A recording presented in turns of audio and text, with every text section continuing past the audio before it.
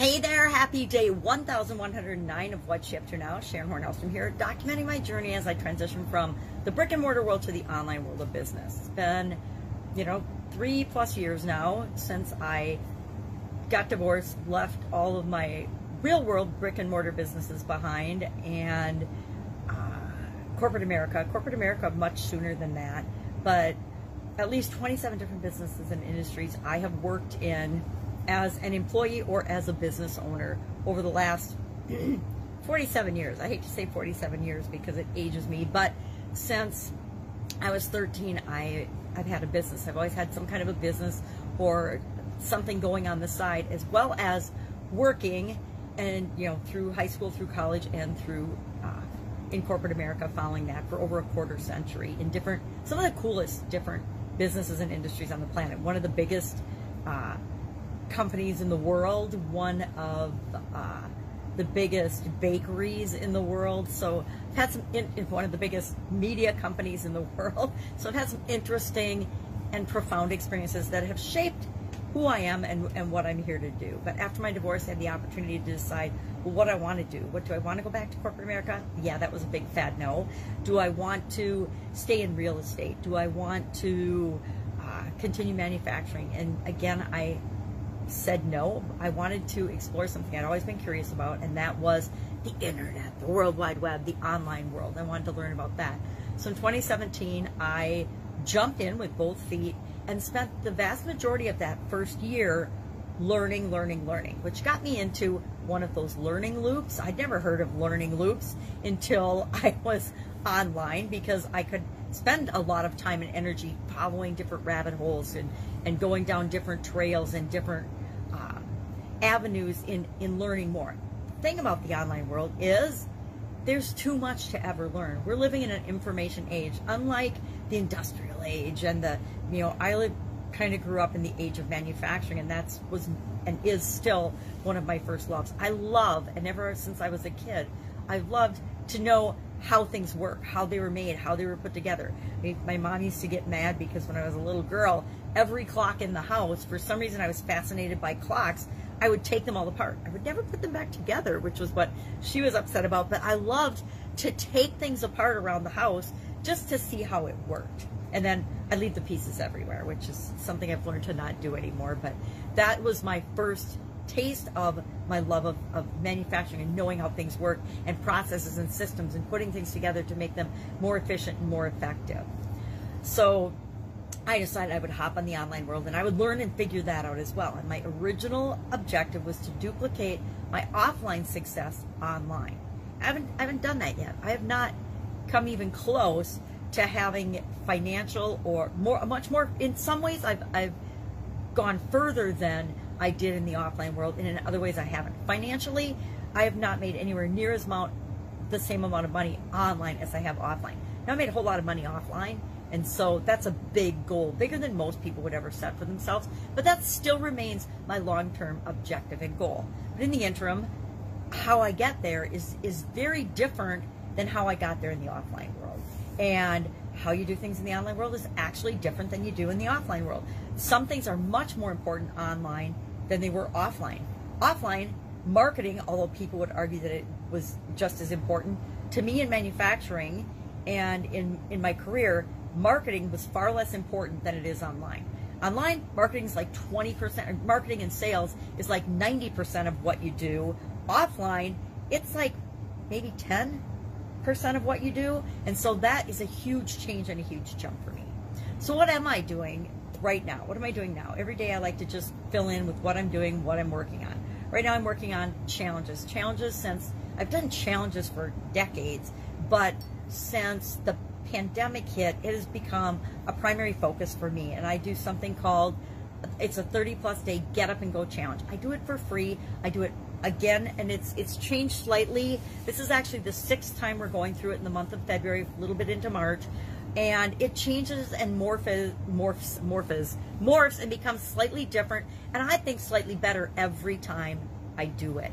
And guess what? It's not a sales challenge. It's not a marketing challenge or a sales challenge. It's a challenge to help me get up and go and keep moving during chaotic, crazy times, and to help the people that go through it with me to, in and on a subconscious level, create a framework. I call it the soap framework, which I did it for years, but it didn't have a name. But last year I started calling it the soap framework, mainly because I was washing my hands so many times, and so was everyone else. In manufacturing, I was in food manufacturing, I was washing my hands like 20, 30 times a day because it was inherent in the business. But everybody else wasn't. Only people pretty much in the medical or the food industry. Well, with the pandemic, everybody was in the same boat in terms of the importance of soap and sanitation and washing our hands and being careful so that we wouldn't get the pandemic. We wouldn't get COVID-19. And that's why soap ended up being what I selected for my framework. It just happens to fit perfectly the framework that we install in our subconscious that guarantees we have better results after we faced any challenge or change than before we experienced that.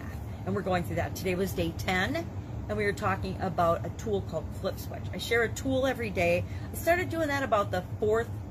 I was sharing a few tools along the way, but by about the 4th challenge, I was like, oh my gosh, I brainstormed out a list of the tools that I've used throughout my life, and not even all of them. I didn't really pick in any of the manufacturing or engineering or high-tech tools. It was just tools, and I had like 7 or 8 pages that I brainstormed out that were tools and techniques and strategies I'd learned over the course of my career, over the course of my studying in life. I mean, I am an avid reader. My parents, one of the things I'm so grateful that they taught me was to always be an avid reader. Now, I am legally blind, so reading for me is a bigger challenge than it is for most people. But did I throw in the towel and say, I'm not going to ever read again? I'm not going to figure out how to keep growing and continuously improving because I can't see? No, I'm going to figure it out.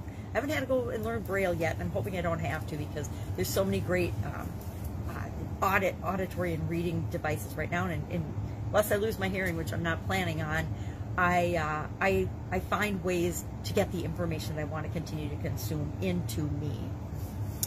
It's when my eyes look wonky sometimes. I apologize, but I don't apologize. It's who I am. It's, you know, I have wonky eyes. I've had wonky eyes since my 20s. I think the first time I started to have, well, I had eye problems my whole life. What am I talking about?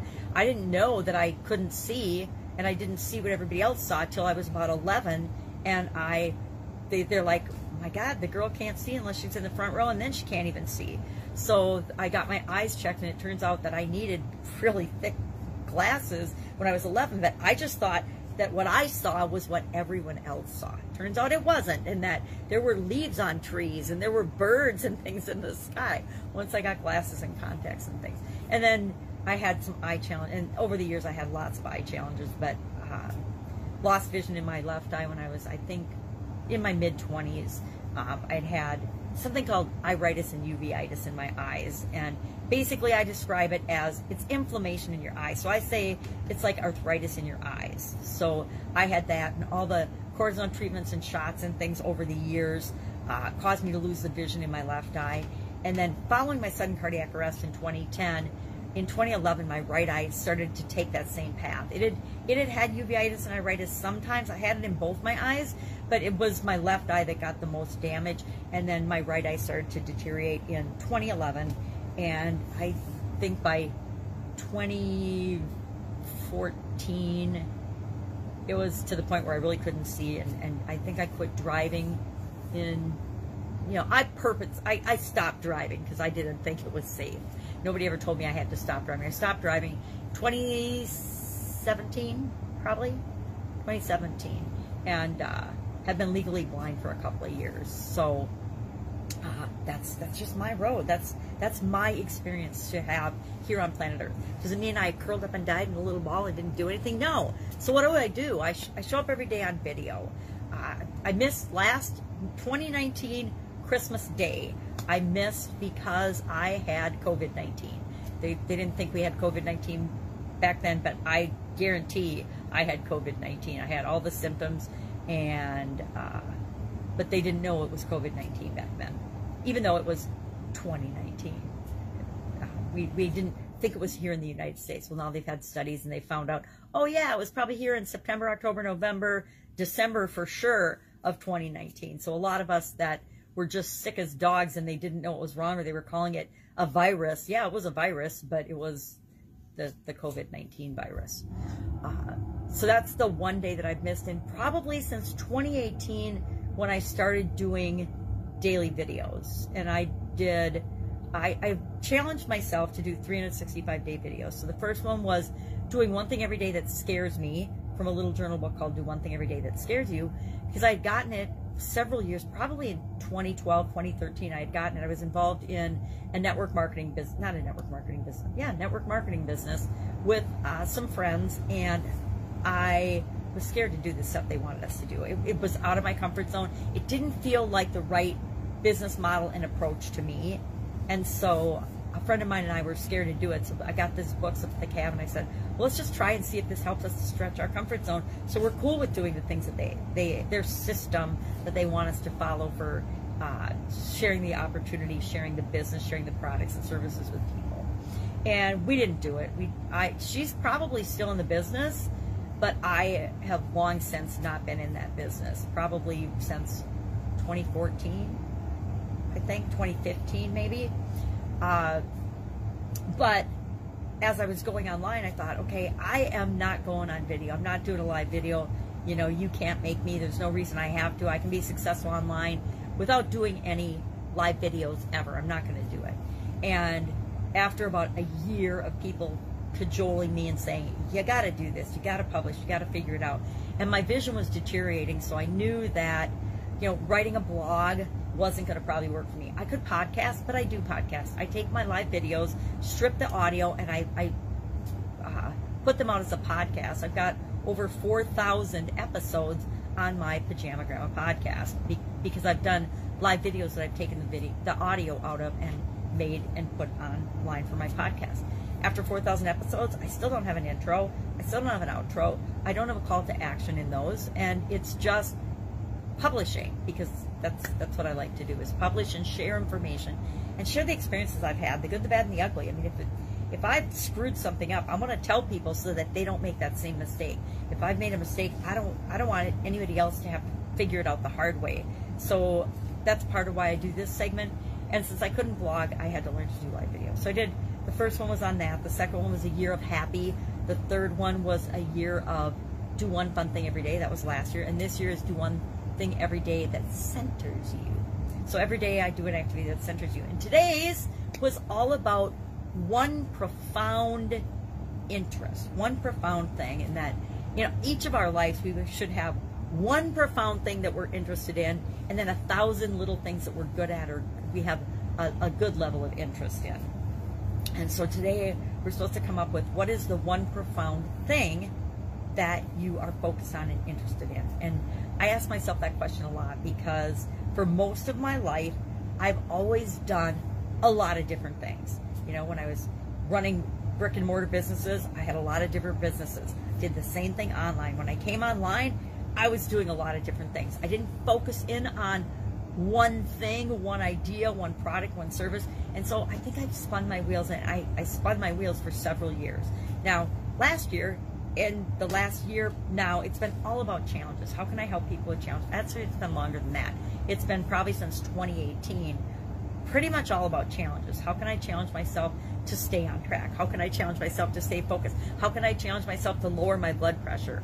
Because as part of my sudden cardiac arrest, I have to take medications that, a beta blocker, and then my blood pressure was climbing, and the doctor wanted me to go on blood pressure medicine. And I was like, yeah, I don't want to do that. Because I, in my past experience, have had a lot of bad reactions, and I experienced a lot of the known effects, which they like to call side effects in the medical industry. I tend to have more side effects than I do benefits from the medications I'm on. So I didn't want to take another one. So I challenged myself. I did a 90-day challenge to reduce my blood pressure. And I brought people along with me on that journey. Whenever I do a challenge, I do my challenges a little differently. I always participate in them. So I'm not only leading them, but I'm actually doing them right alongside the participants. So I know what it feels like. I know if the exercise feels uncomfortable, or if it doesn't work, or if it's really just a waste of time. And then I eliminate that, and I don't do it again. I don't know. Why do things that don't work or make you feel bad? I think, no, let's not do that. So one profound thing. I'm thinking about that today before I answer my question. What is my one profound thing? What is my one profound life thing, and then what is my one profound business thing. For me, and it's been for a lot of my life, it's being myself and being okay with being myself and giving other people permission to just be themselves as well.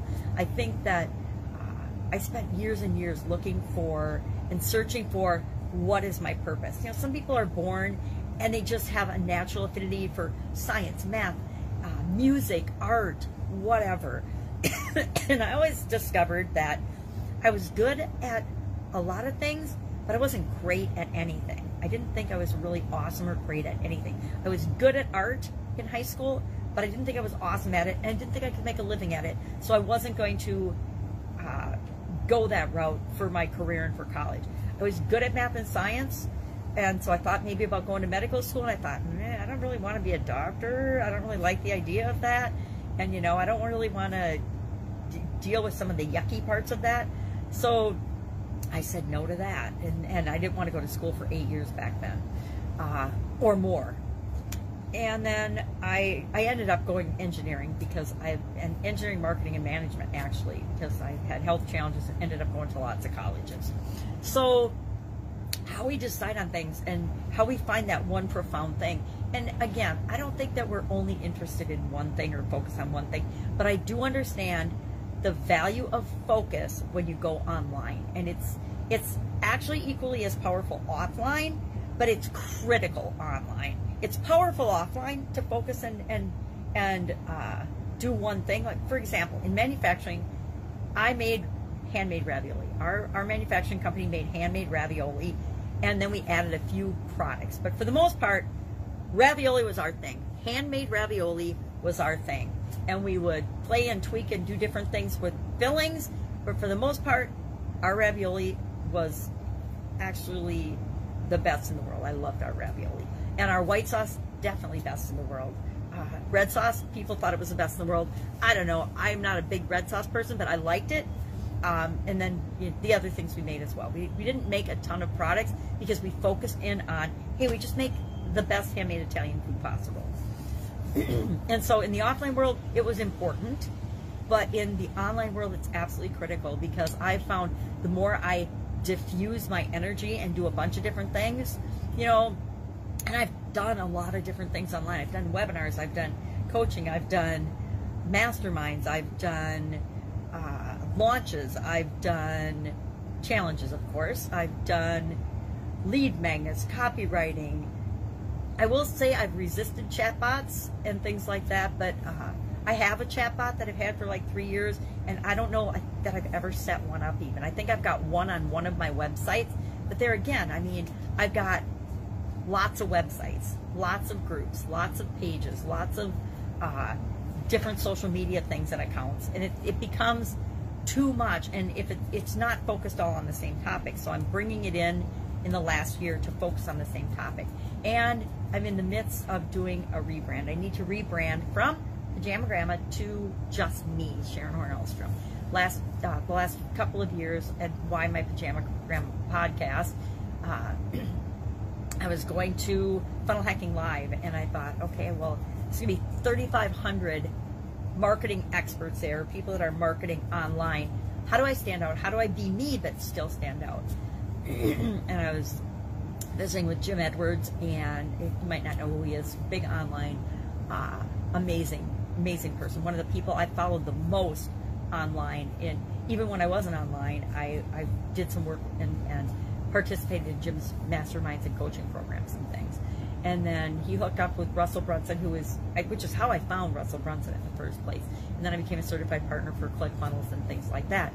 But I don't do that. I don't create and build funnels for people. I just do them for my own self and my own family businesses. Is why I became a certified partner, was so I could use the information and I needed a structured, formulated way of learning the information so that I would learn it and grasp it quickly. And I think it only took like 3 months to become a certified partner. And only because I would have done it faster, but only because they limited you to the amount of information you could get, and you had to turn in homework and get it graded and things, which I loved. I think it made it a very powerful certification program, and kind of shame on them for not having it anymore, because it added a level of expertise and professionalism that I think is lacking in the world. Anybody, anywhere can do anything these days, which they can, obviously.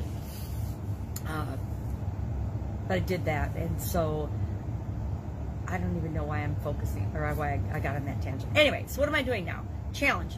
Day 10, Get Up and Go Challenge, was about changing your reaction. Yesterday we talked about your change reaction and how you automatically deal with changes and challenges. And then today we talked about and used a tool from Lynn Grabhorn, the flip switch tool, to change that reaction. How do you take the things that aren't working in the way that you're automatically dealing with change, and how can you look at them or see them or flip the switch on them to see them differently? So that was a good one. And then we talked about one profound thing.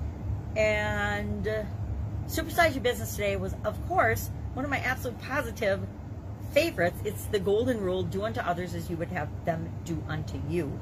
And, you know, it's been around for thousands of years. Confucius, Jesus, it's 100 times it's mentioned, at least similar phrasing in the Bible. And we've all learned, you learn the golden rule in kindergarten, at least most of us do, and we learn it in our homes before kindergarten. Treat other people you want to be treated. Don't fight with your sisters, and, you know, don't pull your sister's hair if you don't want her to pull your hair. So those are the main things I'm working on right now. Brand new grandbaby, so that's super exciting, and things like that. If you have questions about, obviously, processes, systems, manufacturing, quality, sanitation, small business, big business, how to do things online, specific things online, ask away. One of my biggest frustrations going from the offline world to the online world was I was afraid to ask for help. Why? Because I didn't want to look stupid, which it's ridiculous, because whenever we're learning a new thing, we just have to ask questions so that we can get learn at a quicker pace. And so I've learned that, and part of it was I didn't have any one person that I felt comfortable just asking, well, what about this? What about that? How do you do that? Probably should have gotten a coach sooner in the process than I did, but lessons learned. We learn, you know, I've had lots of coaches in my life, but when I'm ready to be coached, the right coach appears for me. And that's, at least that's how it's played out in my life. So working on that. I'm like definitely off today. I don't think I got enough sleep. All right. So, oh, I know. Ask. If you need, if you have a question, you don't have anyone else to ask, you can always ask me. I might not know the answer, but I guarantee I know somebody that can help you and get you moving in the right direction for you.